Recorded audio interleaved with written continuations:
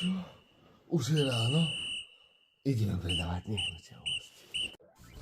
Z postele rovno za počítač, keď niekedy strávim aj niekoľko hodín denne. Áno, pán klient, jasné, tak sa vidíme dneska o 16. hodine. Ďakujem, pozdravujem vás, do počutia. Priatelia, maklér musí denne absolvovať desiatky telefonátov, aj desiatky telefonátov. A poviem vám jedno tajomstvo, ale nie vždy je to s tými klientami ľahké. Nie vždy je každý naladený práve na vašu vlnu.